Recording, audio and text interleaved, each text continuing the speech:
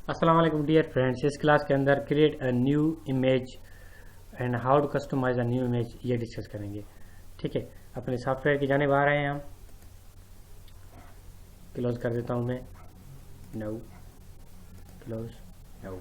ठीक है, अब फाइल की जाने आएंगे, न्यू के ऊपर में या कंट्रोल प्लस न्यू के ऊपर, excuse me, control plus new को प्रेस करूंगा। ठीक है, अपने कीबोर्ड से तो न्यू ओपन हो जाएगा। फिलहाल मैं क्लिक कर रहा हूँ अपनी माउस की मदद से। ठीक है, तो देखें मेरे पास अनटाइटल्ड आ रहा है, इसको मैं नेम दे दूंगा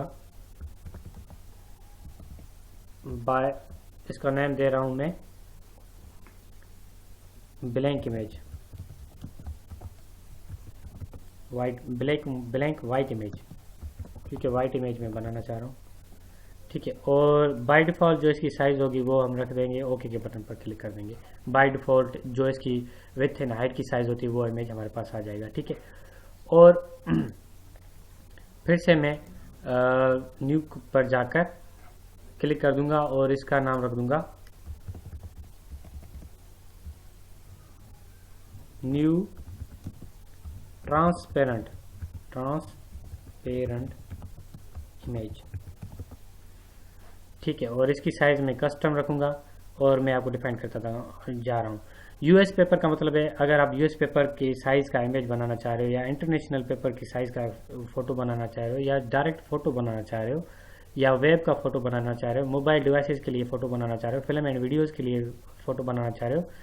ठीक है, ब्लैंक वाइट इमेज ये मेरे पास है, लेकिन मैं यहाँ पर क्लिक करके कह रहा हूँ कि मुझे पिक्सेल्स के अंदर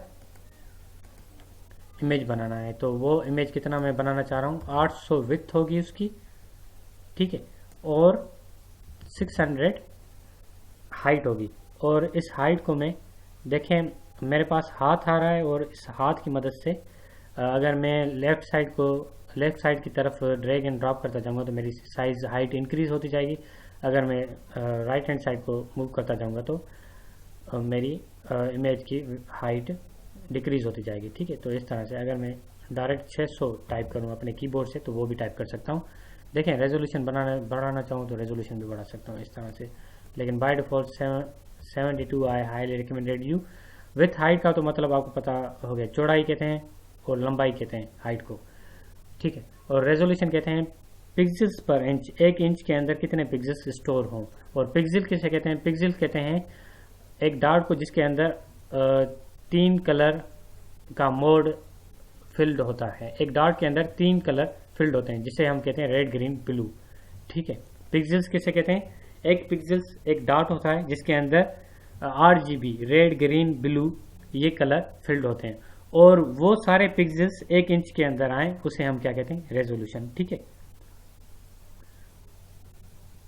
it's so simple and easy to understand. ठीक है, अब वाइट कलर बैकग्राउंड कंटेंट्स का वाइट कलर होना चाहिए या ट्रांसपेरेंट, क्योंकि मैंने रखा है यहाँ पर न्यू इमेज ट्रांसपेरेंट हम क्यों यूज करते हैं वो भी मैं आपको बता दूंगा।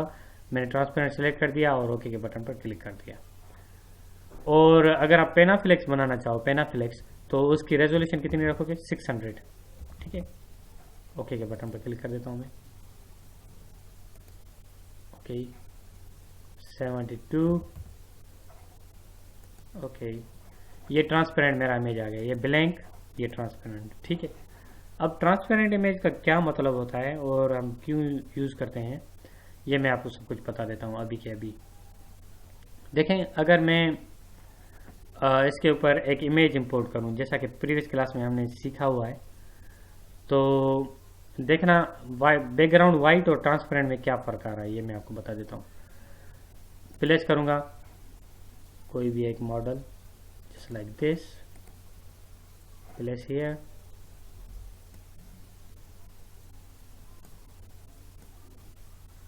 ओके, और इसको मैं एंटर कर देता हूँ। एक इमेज मैंने यहाँ पर इंपोर्ट कर दिया और फिर से same image same image place कर रहा हूँ, न्यू पर आकर प्लेस कर सेम इमेज को मैं जाकर वहाँ पे रख देता हूँ।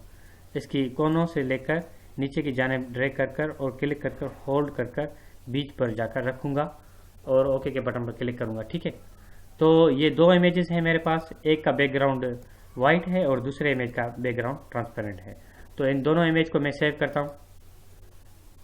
सेव करने के लिए मैंने जैसे आपको बताया था कि सेव एज पर क्लिक करेंगे। सेव एज पर क्लिक कर बैक आकर क्लासेस पर मैं आऊँगा, क्लासेस पर, ठीक है, बैक आकर ओके फोटोशॉप C6 प्रोजेक्ट के अंदर, क्योंकि यहाँ पर हमारे प्रोजेक्ट्स भी पड़े होंगे और क्लासेस भी पड़ी होंगी, ठीक है।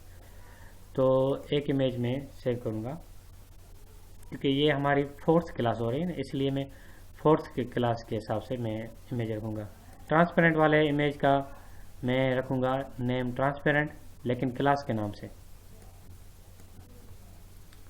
ये PNG फॉर्मेट में आएगा, क्लास 4 क्लास ट्रांसपेरेंट, ठीक है। प्रोजेक्ट के अंदर रख रहा हूँ मैं, ओके। और अब ये इमेज में सेव करूँगा, Ctrl+S के साथ save as a JPG file को सेव करूँगा, जिसका बैकग्राउंड JPG होगा, ठीक है। और इसका नाम रख देता हूँ क्लास 4 क्लास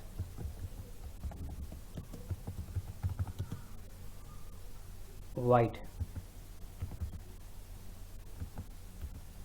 इन दोनों में क्या फ़र्क आ रहा है ये मैं आपको बता दूंगा, ओके।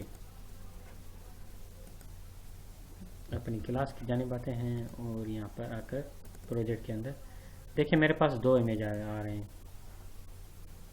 एक इमेज देखें, इसका बैकग्राउंड वाइट नहीं आ रहा, ठीक है, ये बिल्कुल ट्रांसपेरेंट है इसका बैकग्राउंड। और दूसरा इमेज है मेरे पास, इसका देखें बैकग्राउंड वाइट आ रहा है।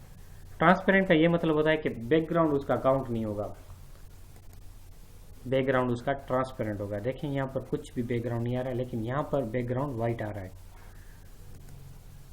इस इमेज को हम ट्रांसपेरेंट कहते हैं और इस इमेज को हम बैकग्राउंड वाइट कहते हैं, ठीक है। और न्यू के अब मैं इस क्लास को कस्टमाइज करता हूँ। हमने एक कस्टम जो है ना प्रीसेट लेकर फाइल जनरेट की, और हमने एक फाइल जनरेट की बाय डिफ़ॉल्ट साइज की, ठीक है। और हमने एक फाइल जनरेट की बैकग्राउंड ट्रांसपेरेंट वाली, और ट्रांसपेरेंट और वाइट में मैंने बैकग्राउंड वाइट में फ़र्क भी मैंने आपको बता दिया, ठीक है। इस क्लास के अंदर हमने बहुत सी इंपॉर्टेंट बातों को डिस्कस किया, और पेनाफ्लेक्स के लिए 600 रेजोल्यूशन होना चाहिए। रेजोल्यूशन की डेफिनेशन मैंने बता दी, सारे इमेज की एडवांस लेवल, बिगिनिंग लेवल से एडवांस लेवल तक मैंने आपको सब कुछ बता दिया। किस तरह से एक न्यू इमेज बनाते हैं और उस न्यू इमेज के विथ हाइट किस तरह से सेट करते हैं, रेजोल्यूशन किस तरह से सेट करते हैं, बाय डिफ़ॉल्ट साइज क्या होती है, और मैंने आपको ये बता दिया कि बैकग्राउंड ट्रांसपेरेंट का क्या फ़ायदा होता है और बैकग्राउंड वाइट का क्या फ़ायदा होता है, ठीक है। इस क्लास के अंदर हमने बहुत कुछ डिस्कस कर लिया। मैं अपनी क्लास को यहाँ पर इख्तिताम करता हूँ। नेक्स्ट क्लास तक के लिए मुझे इजाज़त दीजिएगा। अपना ख्याल ज़रूर रखिएगा। अल्लाह हाफ़िज़।